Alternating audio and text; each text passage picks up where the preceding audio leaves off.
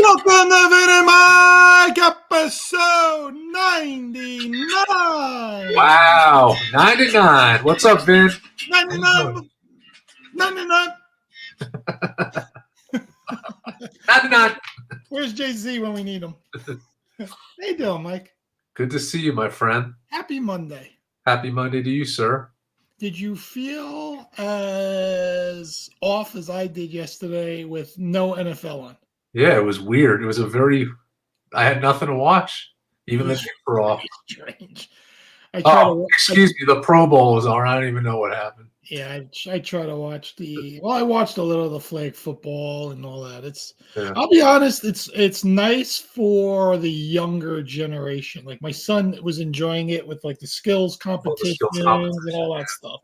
Yeah. I think that their target audience is more of the youth of the America that likes to get into the NFL. But I think for us seasoned NFL fans for many years, I think we're tired of that kind of stuff. At least you know me with all these All-Star games, I'm done with all of them. I know. It's different, right? We were watching at that bar one night. We were watching the 1993 All-Star game. All these guys played with such heart, and now it's just everyone's scared of injuries. They don't even play hard. It's just very different. Yeah. So it's a whole different world when it comes to these All-Star activities. So let's say hi to KKFI out there in Kansas City. What's up, KC? Who's invaded my Las Vegas Raiders locker room. So, the Chiefs are taking over the Las Vegas Raiders locker room because they're the home team. And then our website, vinandmikepodcast.com. Check it out. Old shows, videos, our store is there. Buy a t-shirt, buy a sticker.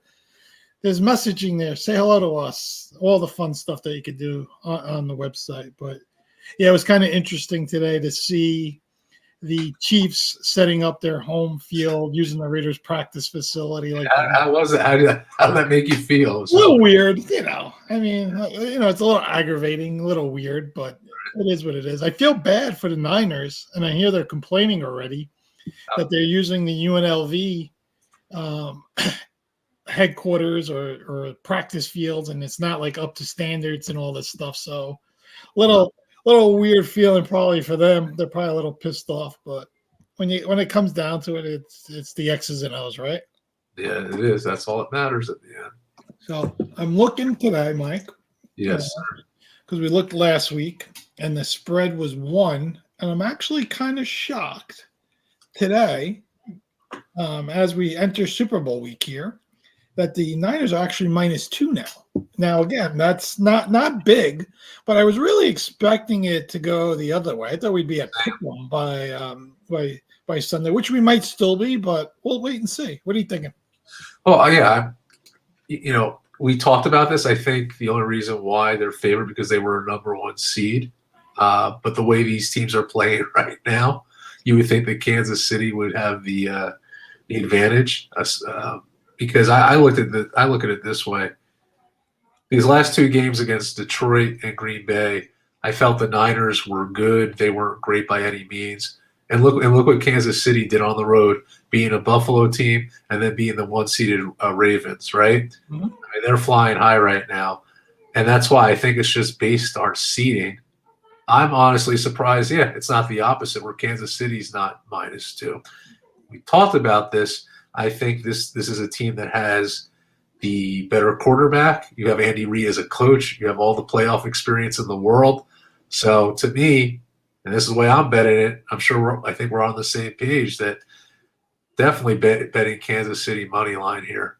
Yeah, and I feel pretty confident with that bet. Yeah, I think the big difference when I really looked at it a little bit this weekend is the defenses on both teams. I think the Niners defense is a little overrated when it comes to the defense of the pass, especially the way they played against Jordan Love and Goff. I thought they struggled in both those games. I can't see them playing that zone kind of defense against Kansas City. I think Mahomes will eat them up. They're going to have to figure out how to play man defense, and hopefully their secondary holds up with that.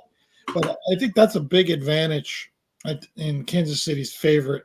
I will say I think McCaffrey has a good advantage against the Chiefs. One of the weak areas I think on the Chiefs defense is their running game, especially speed on the outside edges and everything. I think you're going to see a lot of like McCaffrey and Debo kind of running those like sweeps, those old fashioned sweeps that they like to run and try to get the ball to the edges and all that. I think 47.5 was the over under. I think this is a pretty good over game as well, Mike, when I look at it. I agree. I look at it, 28, 27, something, something like that, or 31, 27, or 34, 30, 31, 21. Who knows? But I think it's a 50 plus kind of game. And I'm surprised. Again, I'm surprised 47.5, sorry. But I see one of the reasons is we know the way Kansas City's defense plays in the second half, right? They've been phenomenal. And I think that probably plays into the over-under as a whole. And then neutral field always plays into things, even though you're playing in, one of the nicest stadiums in the NFL, the newest stadium. You're going to have great atmosphere. The field's going to be in great condition. All that stuff. So I don't think that's going to play into anything. Where last year, I thought the field was horrific. Guys were slipping and sliding like all over the place. I don't think we'll see anything close to that this year. And I think with that, a nice over on Sunday coming up. It's going to be great to see the matchup of David Montgomery versus McCaffrey. That's going to be great. I'm going to love to see that. You mean Pacheco? Pacheco. Why did I just say that? Yeah, because I'm losing my mind from the Lions. Pacheco. I'm sorry. Yeah, Pacheco. I mean, that guy tries to run through people. I know. Yeah. I know. 7th round pick, Rutgers. I keep saying it. Mr. Irrelevant's the quarterback on the other side, 7th round running back. It'll be very interesting how Brock Purdy responds to this whole thing. There's 4 other quarterbacks in NFL history in their second year that have won a Super Bowl. They are Kurt Warner, Tom Brady, Ben Roethlisberger, and Russell Wilson. If Brock Purdy does it, he'll join those 4 other guys. Interesting, right? Yeah. So. Yeah, and I just can't get over that the Niners are favored. Just the fact that the Chiefs' track record with Mahomes and Andy Reid, but I guess you have the Niners. They had the second best offense, 3rd rushing. Or were they 4th or 5th in passing? I mean, the overall year really went to the Niners. Yeah. But the last couple of games, or the playoffs for that matter, went to Kansas City. So I get it to an extent, but it is kind of, in a way, I don't know. It's weird. To me, Kansas City beat a very good Dolphins offense, but again, it was freezing. It was at home, all that stuff. That's fair. But they went to Buffalo and beat Josh Allen and that offense. They went to Baltimore and beat Lamar Jackson, that offense, and that Ravens defense on top of it. So I don't know. I look at the matchups coming in, and I just think Kansas City's been the better team, like you said, over the last few weeks. Mahomes and Kelsey look like they've reborn. Like whatever happened in the regular season, where maybe Kelsey was a little hurt or Mahomes wasn't figuring it out, all of a sudden they look like they're just, right back like peanut butter and jelly, right? Nice sandwich again, right? And then the young kid Rice, he's been playing fantastic, and like you said, Pacheco and Spagnuolo, right? He's a great defensive coordinator. We talked about that last week. I don't want to leave him out of it, right? He's been fantastic. So we'll see. You know what I'll say though, Vinny? The way the Niners played Detroit last week, if they play that way, Travis Kelce's going to score like 3 touchdowns. You can't. They have to have adjustments this game. Yeah, they're going to have to man him up, double team him. I got to do something. I would just put 2 guys on him the whole game and say, go ahead, beat me with Pacheco, Rice, MVS. Beat me with these other guys. I'm not going to let this guy beat me. Yeah. And I think the same thing if I'm the Chiefs. I think I just load up on McCaffrey. Let Brock Purdy beat me. If we're going to lose, let Brock Purdy win the game. I don't want McCaffrey scoring 3 touchdowns against me. Those are the guys like McCaffrey and Kelsey.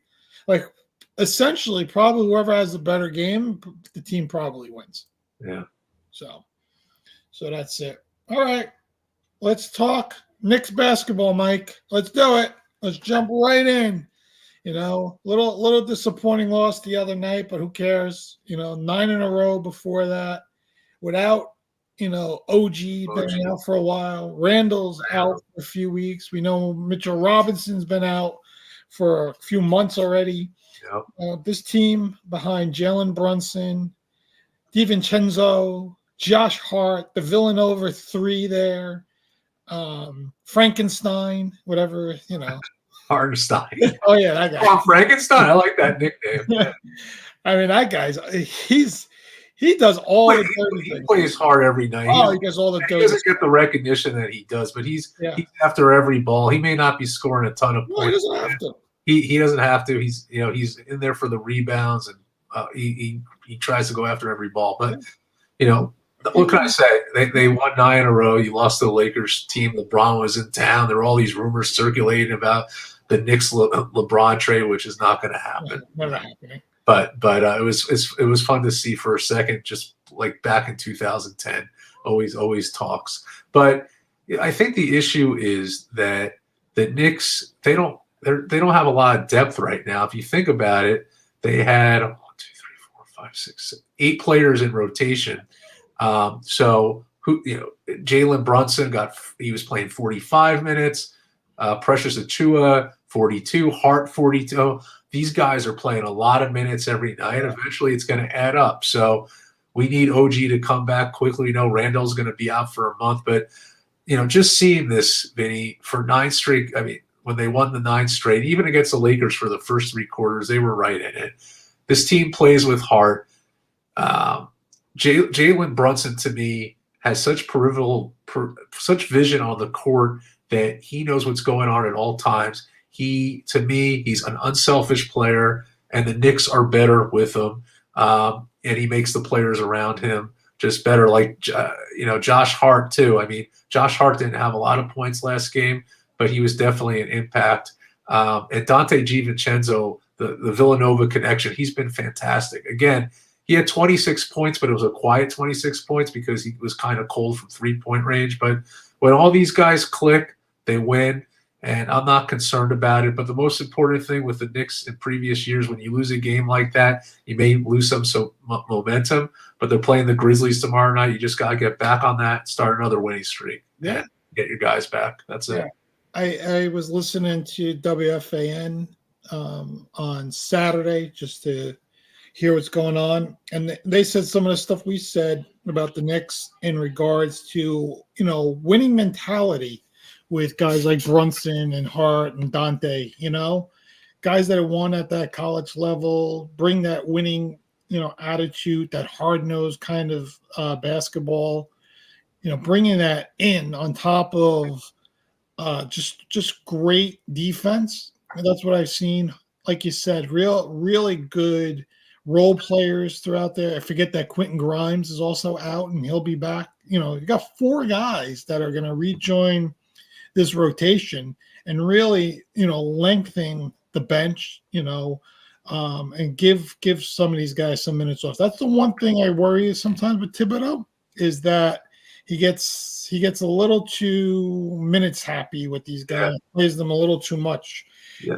Being up by 20 with 6 minutes to go, I don't need to see Jalen Brunson on the court anymore. Right? Exactly. And that's been the big issue. Those are the things he's got to, just be like, all right, I got to take this guy off and get him some extra rest, especially we're in February here, right? We're down the stretch run. We're getting close to playoff time. We know that we're going to be in there. There's a real legit shot if this team keeps playing at this level. They could be a 2 seed. I mean, it's not far-fetched at this point, No, it's not at all. The Sixers are probably, out of the mix now. I think we're better than Cleveland as a whole. And then we just got to figure out how to get in front of Milwaukee or Boston there. Is it a stretch? Probably a little bit, but hey, you never know. If we can at least land that 3 seed, that would be wonderful. It'll just put us in a much better place, get us in a nice, in a spot where, maybe we'll get an old school Eastern Conference Celtics Knicks. That would be fantastic. There's nothing better than that. But I think that the matchup, I think the Knicks Sixers matchup of 4-5 would be more favorable actually if then they were a 3 seed. Then we have to play the Pacers. I think the Pacers are really difficult, but we'll see.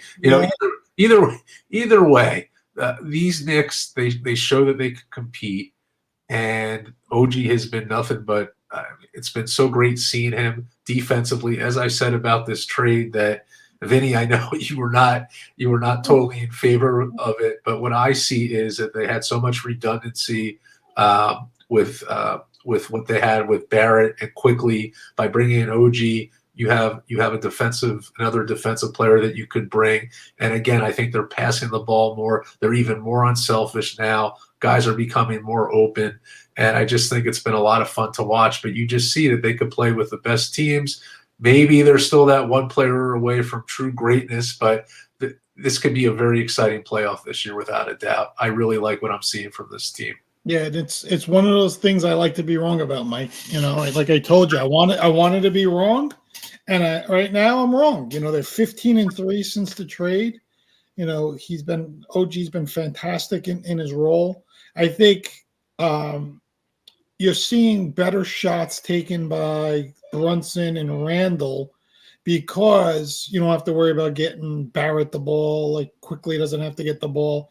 I think you're ended up getting better shots for the better players because sometimes you feel you got to get Barrett the ball, right? You felt quickly had to score and be part of the offense. I think now these other guys, they don't mind, right? Like they just want to play. And I think that's really what has come out of this.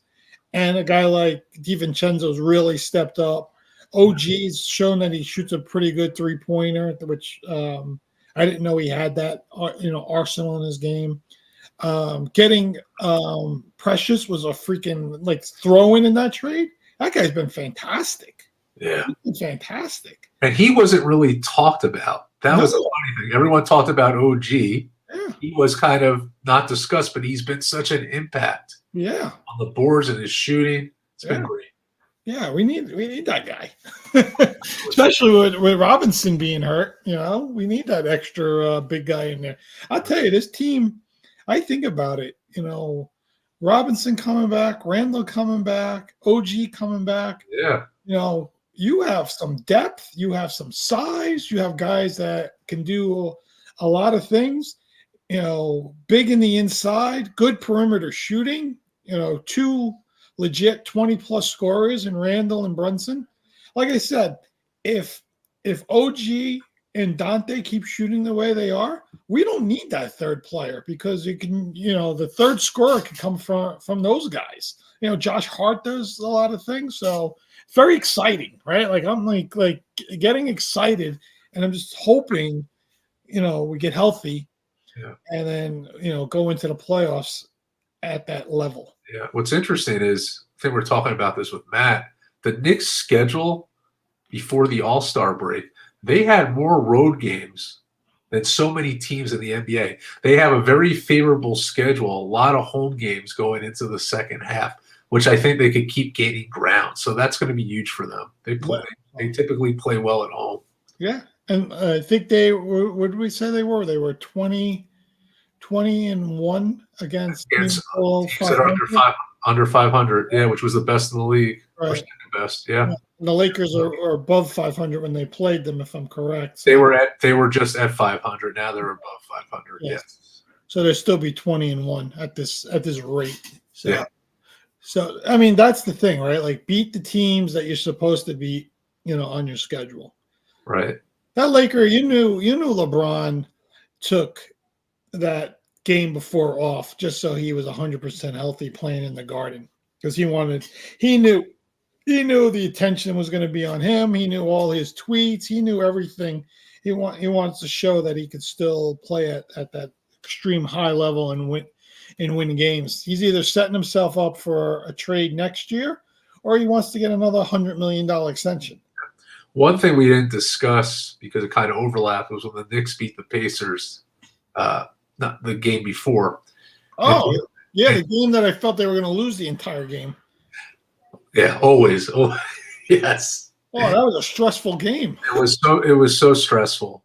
But at the end of the game, Brunson had his post game, and they do the and they made a great point that all the fans, it seemed like Madison Square Garden was full, and the crowd was going nuts, and it's reminiscent of, to me, and I'm sure you too, the '90s Knicks, like just that cheer, the you could see the electricity of the Garden. Yeah, it was special. And Jalen Brunson's such a humble player. He's just like, I don't have any words for this. He loves seeing this. And I just go back, this is his third season that on the Knicks, that when he was traded from Dallas, I think we all thought he's going to be good, right? Yep. But we didn't know how good he was going to be. Yeah. And he has taken it to the next level, right? Yes. He's an all-star. He's a first-time all-star. Personally, I think he should have been a starter. That's a whole other subject. Well, I sent you the whole. Yeah, you told me the whole voting thing. Fine. Yeah. Bottom line is, to be on the all-star time, as Charles Barkley said, it's a privilege. It's very hard to do. And the Knicks have two people in Randall and Brunson. And it's, again, I just feel like the '90s electricity of those great teams. It's really fun to watch. Did you see Brunson's reaction when they told him he made the all-star team?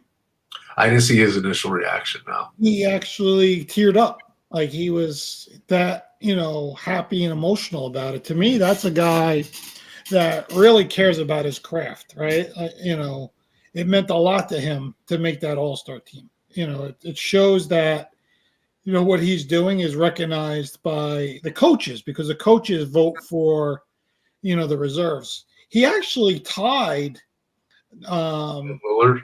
Yeah. He had the same exact points for the starting. It's just that Lillard had more of the fan vote, which is the tiebreaker. So shame on you, Knicks fans. We should have much more votes for him than anyone else, especially in New York. But that's besides the point.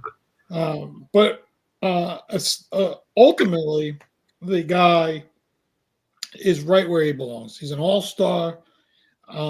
Kendrick Perkins thinks with Randall being out, and if he continues to play the way he is and the team continues to win, you got to seriously even consider him for an MVP candidate, because it's a team that's winning. It's a guy that's leading the team to win. We essentially know he's not going to get the MVP because they'll give it to like Luka Doncic or Giannis, guys that score 100 points a night. But ultimately, the guy could be in the conversation. Yeah, without a doubt. And also, the defense has been, listen, aside from the Lakers, they got tired with all the minutes, but their defense has been really impressive. Like the right double teams, the right space, switching from man to zone. They've done a tremendous job. So I'm looking forward to watching the Knicks playoff basketball with you, Vin. Yeah, it's going to be fun. I know. I see Marcus Smart got a standing ovation when he returned to Boston, even though I think he's almost out for the year. But, in his street clothes, nice standing ovation for him. Yeah. Definitely was a big-time player for them. Guy to play with a lot of guts. He was a good, kind of guy that I wish the Knicks would have gotten over the years, but it's all good. Yeah. So, yes, sir. One of the interesting things I read today is, and I give these teams credit in baseball, is Bobby Witt Jr., who's a up-and-coming young shortstop for the Royals. They gave him 11 years, $288 million.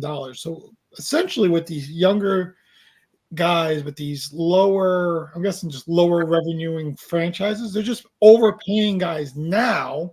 Right. Don't have to overpay them when it's a ton of money, 5 years from now, and not lose them in their entire free agency, right? Because essentially these guys, if they continue to play at the level they play at, and they get to the free agent market where now the Yankees, the Red Sox, the Dodgers, the Giants, all the big market teams come in and want, especially now Tani made $100 bazillion. These next round of guys are going to get paid 50, 60 million. You gave this guy, yes, you gave him 27 million or 26 million for 11 years, but in 5 years, it's a bargain. I think it's a great move from a lot of these like lower earning franchises. Did you hear what he did on Twitter? Oh. Witt Jr. Yeah. He put a gif of Leonardo DiCaprio playing Jordan Belfort in The Wolf of Wall Street saying, "I'm not leaving." That's great. Yeah, because he knows like when the time would come, as much as he probably would like to stay in Kansas City, there's no way he could stay. Like someone's going to come in and give him, an 8-year, $400 million deal. All right, that's really what would happen. Now he's just set for. He's like, all right, I'll take this deal, and after the 11 years, I probably could still get an 8-year, $400 million deal, right? I mean, that's really what it comes down to when these guys are this young and signing these contracts. But I think it's a really smart move. And if I'm right, I think Tampa started it years ago with Longoria. I remember, I think they were like the first team that would overpay, get guys off of their arbitration, rookie contracts, like all that stuff, give them all this guaranteed money up front, and these guys are just happy about it, and then that's it. But that's the only way you're going to survive in the current baseball, the way things are. We're New Yorkers. We are Yankee fans. Yeah. We never worry that the team is not going to spend $200 million a year. They always do. As much as we complain that they should spend $500 million, but they're never not going to spend, a certain amount, right? They're always going to spend a certain amount and try to give you the best that they can with that certain amount.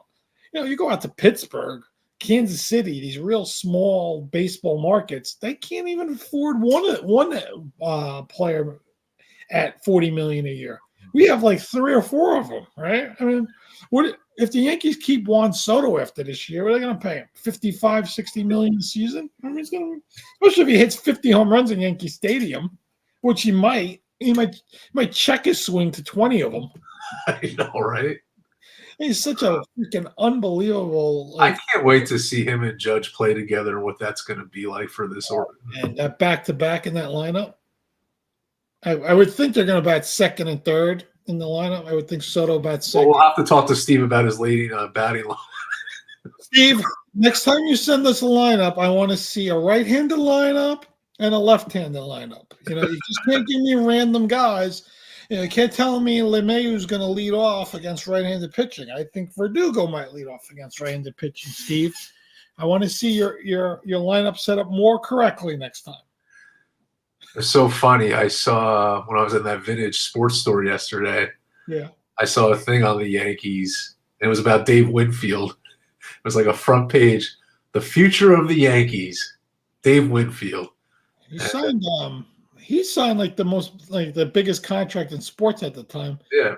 Which was like 10 years, like 10 million or something, or 11 million or whatever it was. It was like less than $2 million a season. Crazy how inflation, but like even Reggie Jackson, when he signed his big 5-year deal with the Yankees, I think it was like 5 years, like $4 million or something. It wasn't even $1 million a season. Yeah, but you think about those Yankee teams, like you had the combination that 1 year in '84, Winfield and Mattingly. They went all the way at the end of the season for the batting title. I mean, but what was missing? Pitching. It's always. And they actually, those '80s Yankees teams, they, believe it or not, they had some of the best, because they didn't have the wild card back then. Mm-hmm. But they had some of the best records. They would have been the wild card many of those years, multiple times. But there was no pitching. They had Dennis Rasmussen, Ed Whitson. You know what my first memory? God, I mean, I didn't really follow them in the '80s; it was too young. But early '90s. I just remember every time Matt Noakes would get to the plate, I thought he was going to hit a home run. And usually him and Tartable always struck out. Swing for the fences. It was just bad. It was just bad. That 90 or 91 team, whichever team that was, the Stump Merrill team. That was really bad. I think they won 50 games or something. I think it was the last team that didn't have a winning record. I think that was that team. They had like no pitching. They only had Don Mattingly. They had like Mel Hall, Mike Pagliarulo, Bobby Meacham, Roberto Kelly, probably. Yeah, it was probably before they got Bernie. Yeah, way before. Well, not way before. Bernie came like in 91 or 92. They called Bernie up when they made the Roberto Kelly trade for Paul O'Neill. Great trade. And they signed Wade Boggs on free agency. That was like the turnaround. I think that was 93. And I think that was when the team was essentially. They started to turn around. Yeah. You know what else was in 93? Jim Abbott's no-hitter. Right. Jim Abbott was a very good pitcher for them. Yeah. He had some good seasons there. They had Jimmy Key. Jimmy Key had big years. Yeah. And then eventually in 96 they brought in Cone, Cecil Fielder. Yeah. Yeah. Andy Pettit. That was the big guy. They brought Andy Pettit up. Yeah, good memories. Yeah. That was, to me, that 96 Game 5 World Series, Smoltz versus Pettit, when the Yankees win 1-0 in Atlanta, to make it 3-2, right? Like that whole thing to me was the biggest like awesome Yankee win like ever, like in my lifetime. Because if you remember, they lost the first 2 games of that World Series at home. Then they had to go to Atlanta for 3. They win the next 2, including the Jim Leyritz home run game in Game 4. That would make it 2-2. Then they Smoltz Pettit, and to this day, Smoltz says it was the best game he ever pitched. Yeah, I'm looking at the side here. Our friend Evan. Yeah, I'll throw it up. Yeah, good. Throw it up. There it is. Evan. What about Kevin Moss? Yeah, great.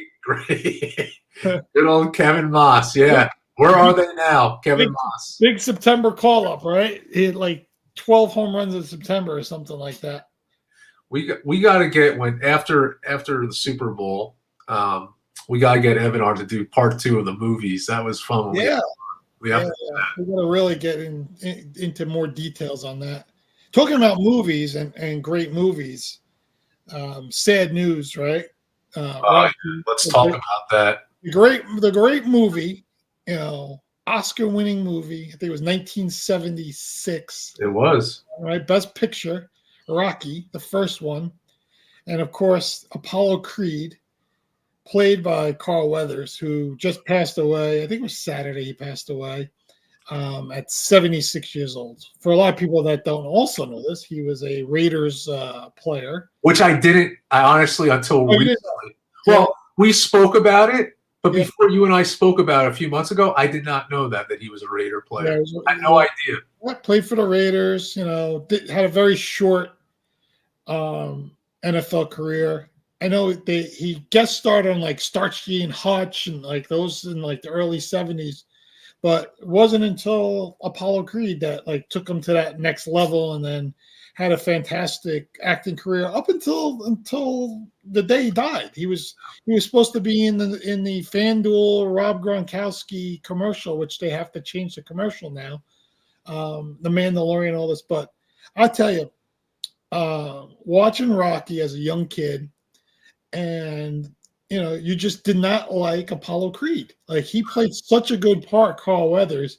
You just didn't like him, right? You end up really liking him in Rocky 3 because he comes back as his trainer and the whole thing, and then Rocky 4 comes where he dies and you feel like horrible.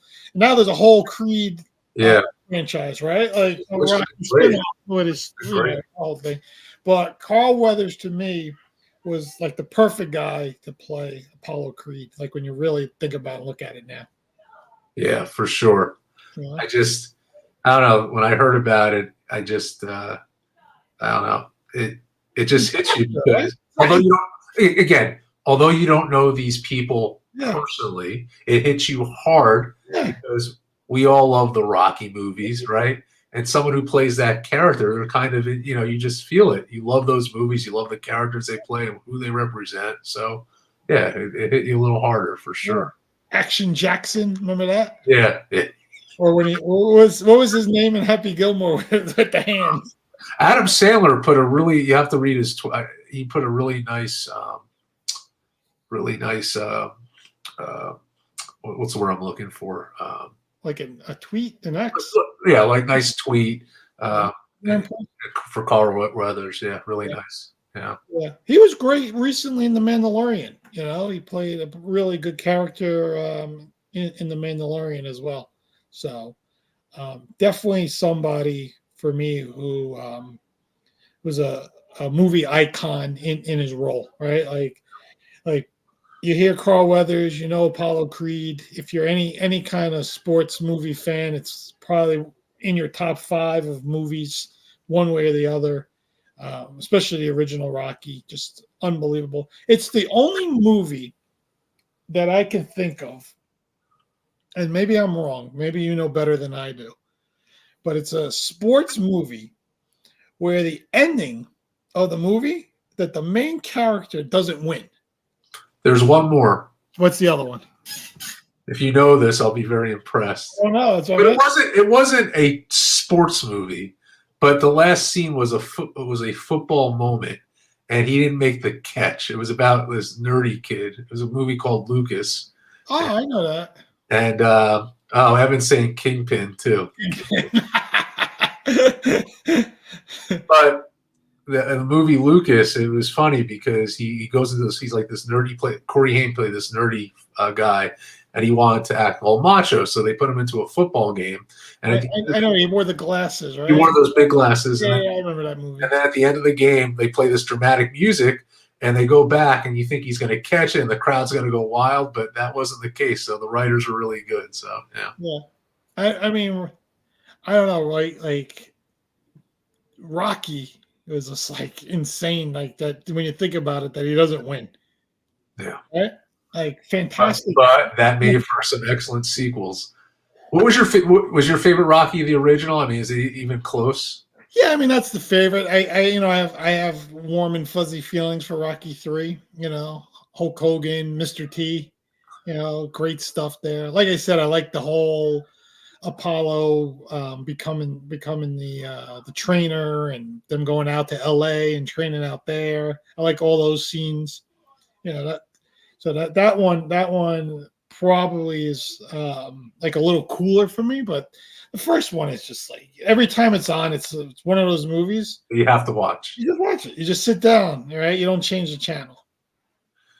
Yeah, every time, I don't care what part it's in. You just watch. Yeah, I do that all the time. I do that with a lot of movies sometimes. I'll just like be like, it might be like 10 minutes left, and I'll just watch the last 10 minutes. And you know what's going to happen, but you still have to watch. I just gotta watch it.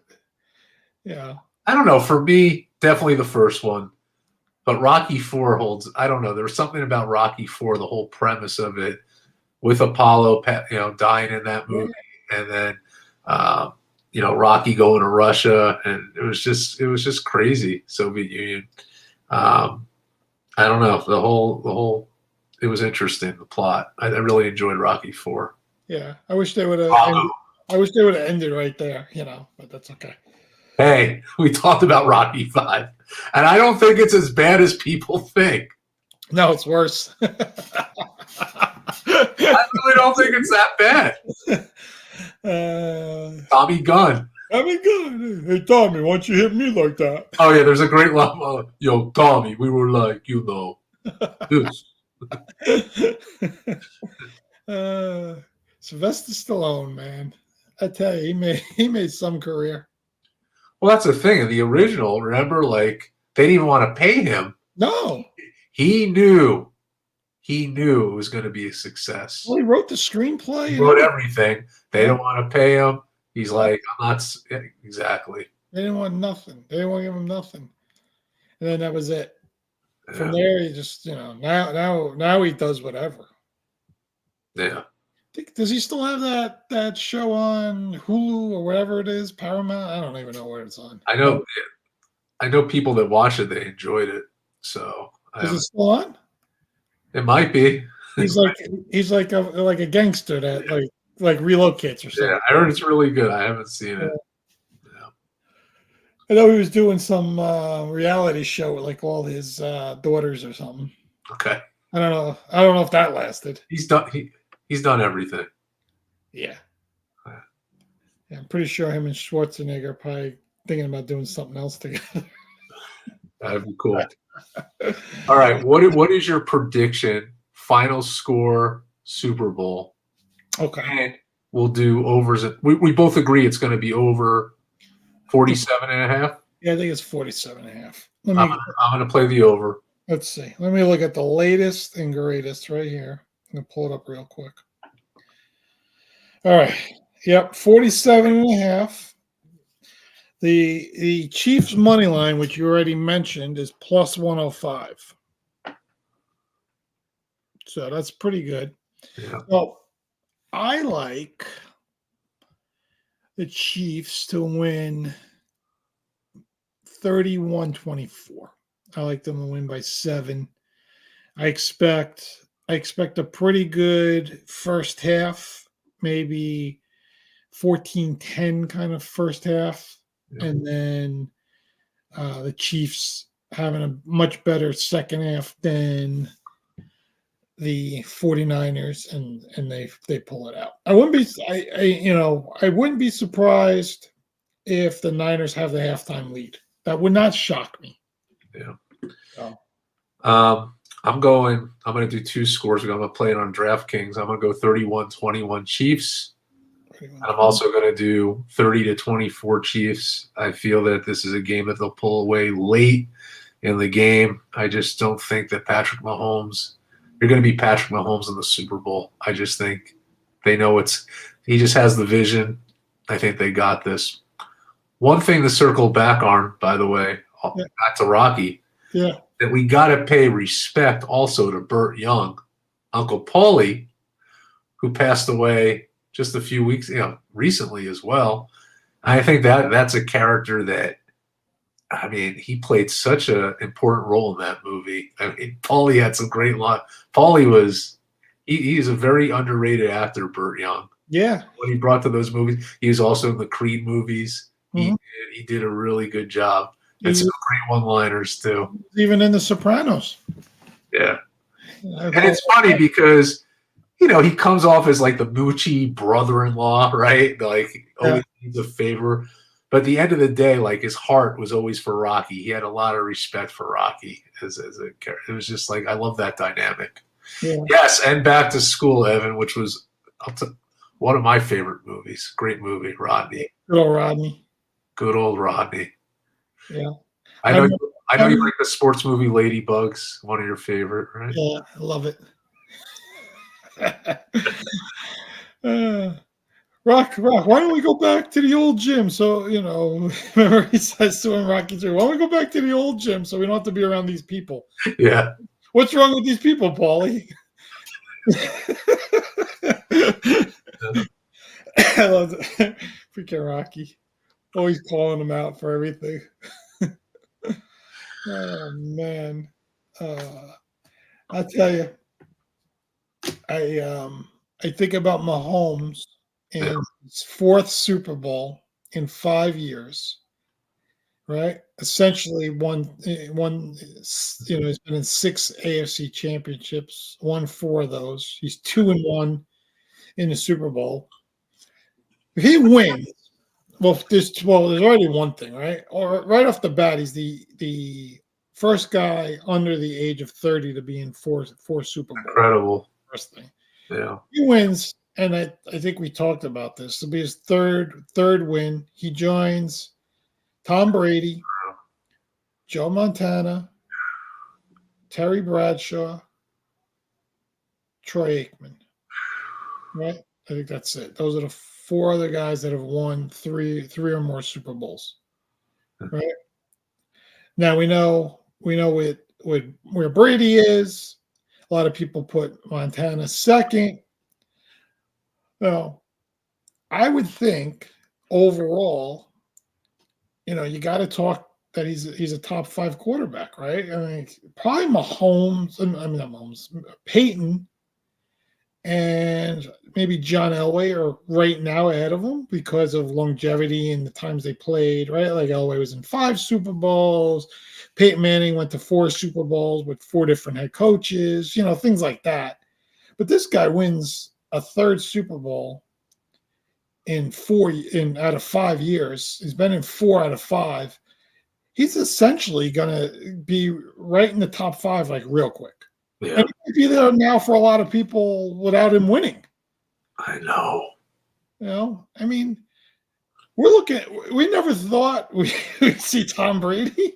This guy could essentially be, the next Tom Brady. I mean, he could be. I mean, he might be there every year. Brady, by the way, Brady was in 8 straight AFC championship games. I looked it up.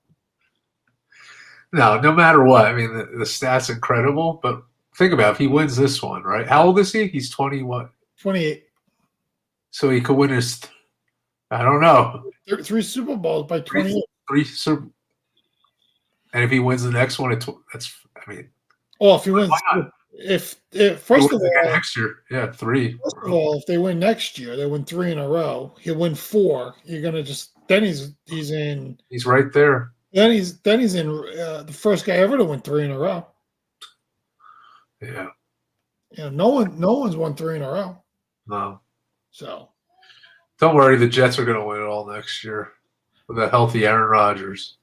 I tell you, the more and more I think about it, as we are AFC fans here, sitting here, and this freaking Mahomes is in our freaking conference, like it continues to zap the love I have for my team that we look like we're going to rebound, and Antonio Pierce and a lot of good stuff going on, but you got the goddamn Muppet talking guy over there. It just drives me nuts.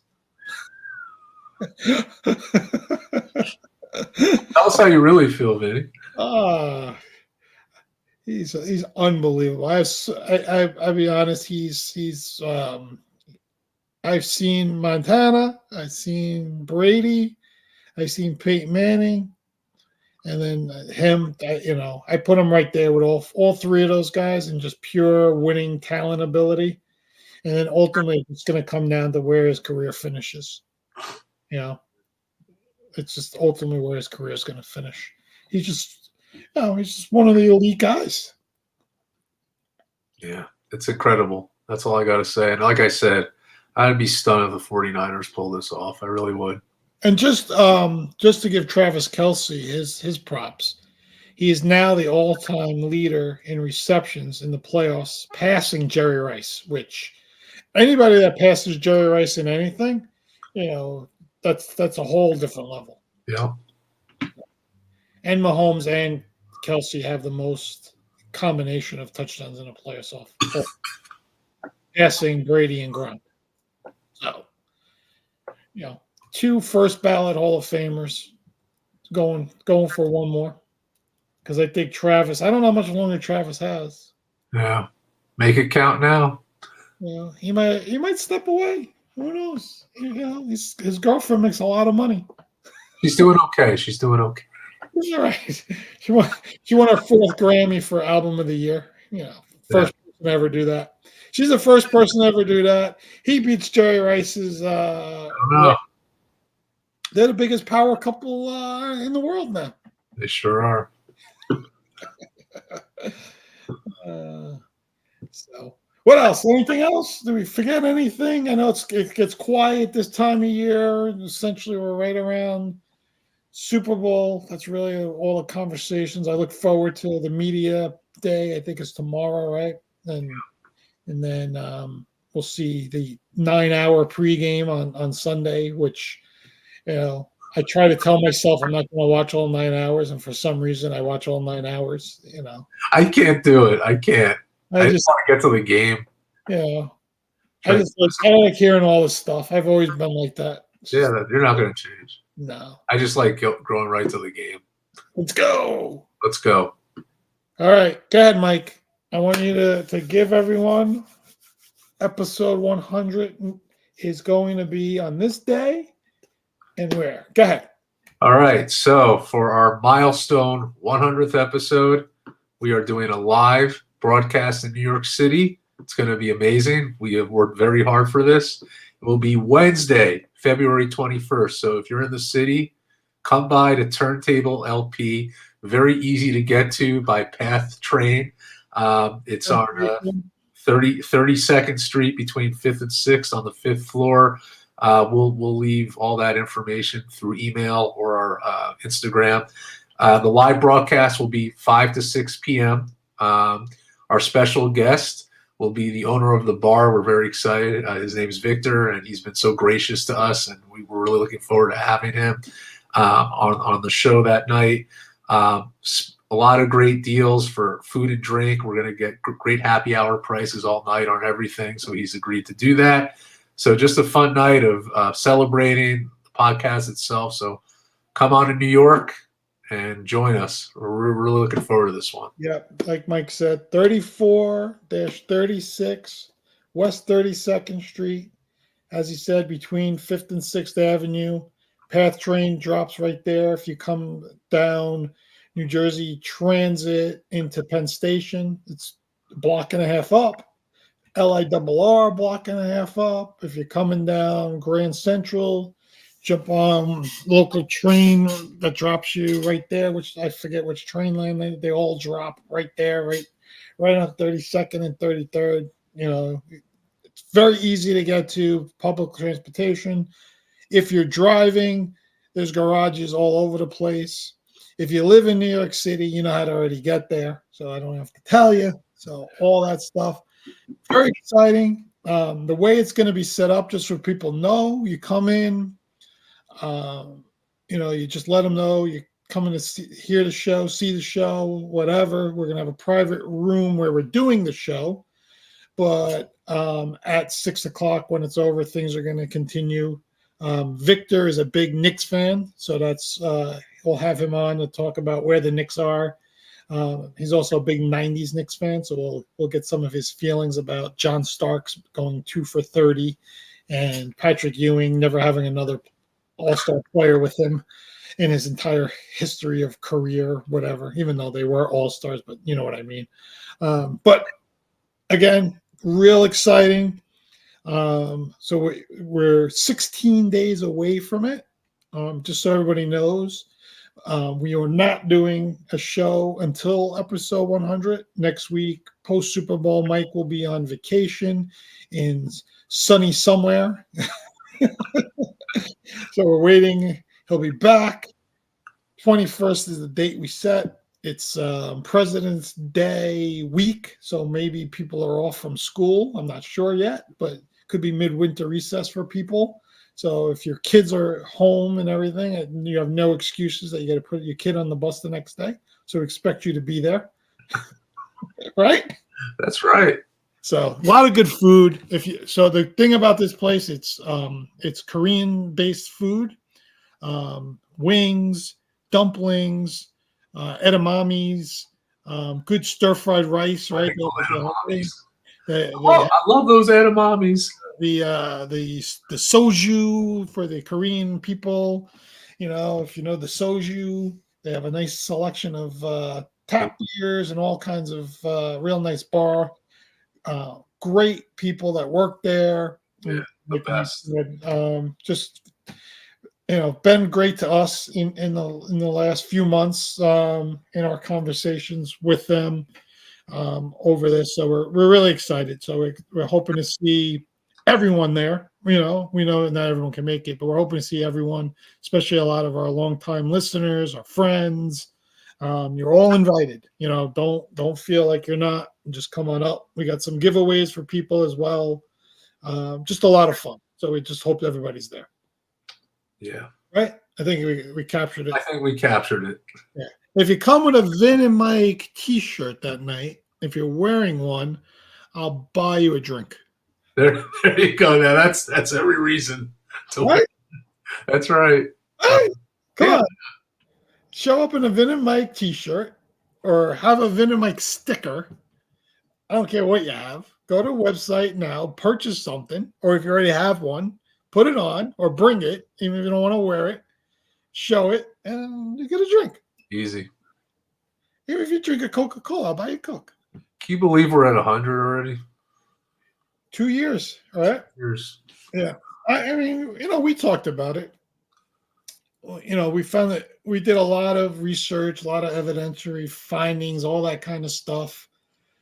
Most podcasts don't go past 10 episodes. 90+% it was, right? That don't go past. Yeah. When you told me that stat earlier, it's crazy.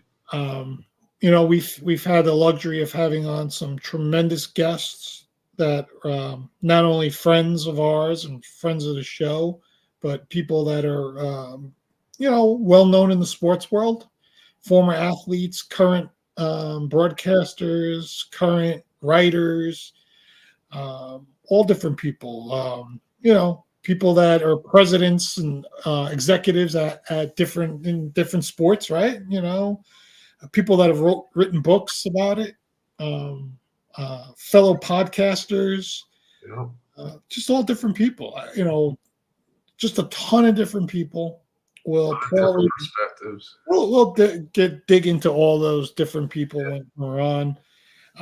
We invited people from all over the U.S. that have said yes or no.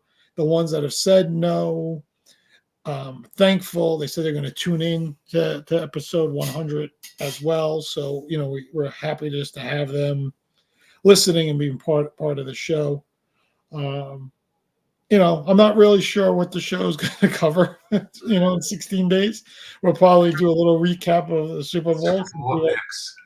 But probably a lot of Knicks talk. Probably just reminiscing on the 100th and all the people that are there, call them out. Maybe have some people come up and just say hello. Who knows if they want to scare some people. Walk around the restaurant with the mic and the camera. Just talk to random strangers at a table. Victor throws us out.